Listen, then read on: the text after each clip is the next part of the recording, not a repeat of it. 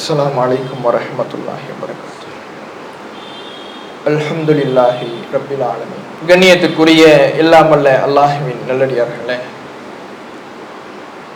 இந்த இந்திய தேசம் தன்னுடைய மதச்சார்பற்ற தன்மையிலிருந்து விலகி, ஜனநாயகத்தை விட்டு விலகி, சிறுபான்மையினருக்கு எதிரான ஒரு மத வெறியை அடிப்படையாக கொண்ட தேசமாக செல்ல ஆரம்பித்திருப்பதை நம்மால் பார்க்க முடிகிறது. சிறுபான்மையினருடைய உரிமைகள் தொடர்ச்சியாக பறிக்கப்பட்டே வருகிறது.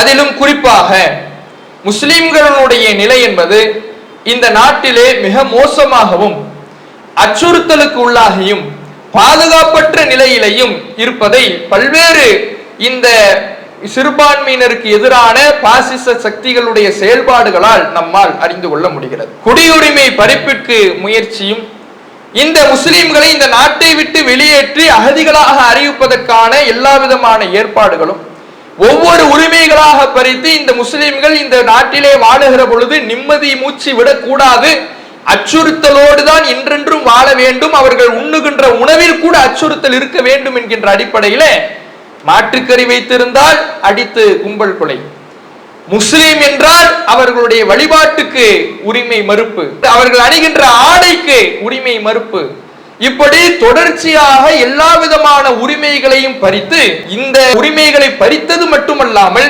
முஸ்லிம்களின் மீது தீவிரவாத முத்திரை குத்தி இந்த நாட்டை விட்டு வெளியேற்றுவதற்கான முயற்சிகளும் நடந்து கொண்டிருக்கிறது. இந்திய மக்களையும் முஸ்லிம்கள் என்பதை தாண்டி நடுநிலை கண்ணோட்டத்தோடு சிறுபான்மையினே மக்களின் மீது அக்கறை கொண்டுள்ள ஒவ்வொரு மக்களையும் வெக்கி தலைகுனிய வைத்திருக்கின்ற செயல்தான் பாபர் மசூதியை இடித்து விட்டு கட்டப்படுகின்ற இந்த கோயிலும் அதற்காக செய்யப்படுகின்ற செயல்களும். வரக்கூடிய 22ஆம் தேதி திறப்பு விழா என்று அறிவித்து அதற்கு அரை நேர அரசு விடுமுறை எல்லாம் அறிவித்திருக்கிறார்கள்.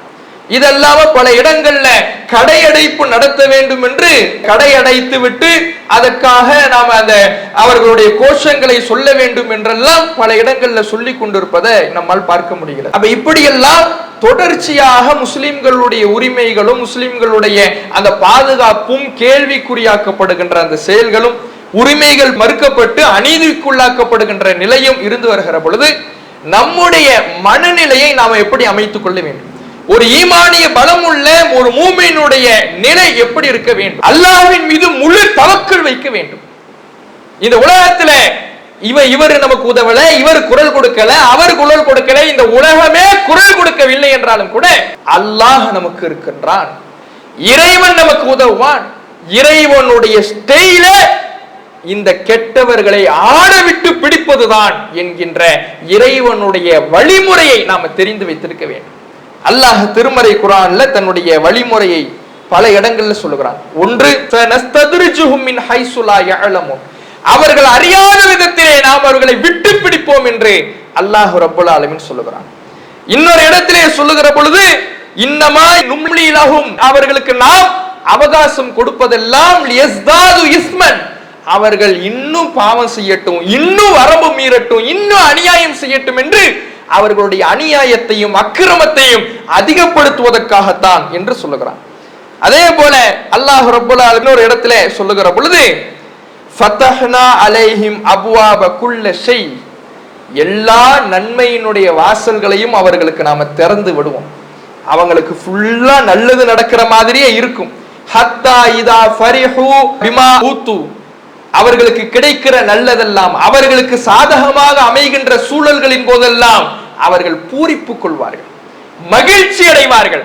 நாம நினைச்ச மாதிரி எல்லாம் நடக்குது, நாம நினைச்ச மாதிரி ராமர் கோயில், நாம நினைச்ச மாதிரி இந்த குடியுரிமை திருத்த சட்டம் எல்லாமே நாம நினைச்ச மாதிரியே நடக்குதுன்னு அவர்கள் பூரிப்பு கொள்வார்கள். அவர்கள் பூரிப்பு கொள்ளுகிற பொழுது அகதுனாகும் பகுதா, அவர்களை திடீரென்று நாம் பிடிப்போம், திடீரென்று அவர்களை நாம் தண்டிப்போம், பிடிப்போம். அந்த நேரத்தில் அல்லாஹ்வுடைய பிடி என்பது கடுமையாக. இதுதான் ஒரு மூமின் தன்னுடைய உள்ளத்துல பதிய வைக்க வேண்டிய விஷயம். அல்லாஹ் எப்போது பிடிப்பான் என்று தெரியாது, அல்லாஹ் எவ்வளவு விடுவான் என்று தெரியாது. விடுவான், எந்த அளவுக்கு விடுவான்? அவன் நினைக்கின்ற காரியங்கள் எல்லாம், எதிரிகள் நினைக்கின்ற காரியங்கள் எல்லாம் நிறைவேறுகின்ற அளவுக்கு விடுவான். அவன் பூரிப்பிலே, அகம்பாவத்திலே, கர்வத்திலே ஒரு உச்சாணி கொம்புக்கு செல்லுகின்ற வரை விடுவான். விட்டு அவன் பூரிப்பிலே இருக்கின்ற பொழுது, தன்னை அழிக்க எந்த சக்தியும் இல்லை என்று அவன் நினைக்கின்ற பொழுது, அல்லாஹ் பிடிக்கின்ற பிடி இருக்கிறதே, மீள முடியாத அளவுக்கு அல்லாஹ் பிடிப்பான்.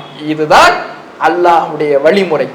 நபிகள் நாயகம் ஸல்லல்லாஹு அலைஹி வஸல்லம் அவர்கள் கூட சொல்கிறார்கள், இறைவனுடைய நியதி என்னவென்றால், இந்த உலகத்திலே எது உயர்ந்தாலும் உச்சிக்கு போனாலும் இல்லா வல்லாஹு, அதை ஒரு நாள் தாழ்த்தியே அல்லாஹ் தீர்வான். கீழே கொண்டு வந்துட்டு தான் அல்லாஹ் முடிப்பான். மேல போய்கிட்டே எந்த ஒண்ணு இருக்காது. கீழே அல்லாஹ் கொண்டு வருகிற பொழுது அந்த கடுமை என்பது மிக கடுமையாக இருக்கும் என்பதை இறைவனுடைய வழிமுறையை நாம பதிய வைத்து, இந்த இறைவனுடைய உதவிக்கு நாம் நம்பிக்கை வைத்தவர்களாக, அதில் சற்றும் சலனம் இல்லாமல், அதிலே எந்த விதமான சந்தேகமும் இல்லாமல் உறுதியாக அல்லாஹ் மீது தவக்கல் வைக்கக்கூடிய மக்களாக நாம் அனைவரும் இருக்க வேண்டும். அல்லாஹ் அதற்கு வாய்ப்பளிப்பானாக. அஸ்ஸலாமு அலைக்கும் வரஹ்மத்துல்லாஹி வபரகாத்துஹு. இஸ்லாம் மற்றும் சமுதாய செய்திகளை அறிந்து கொள்ள தமிழ்நாடு தௌஹீத் ஜமாஅத் யூடியூப் பக்கத்தை உடனடியாக சப்ஸ்கிரைப் செய்து கொள்ளுங்கள். மேலும் பெல் பட்டனையும் கிளிக் செய்து கொள்ளுங்கள்.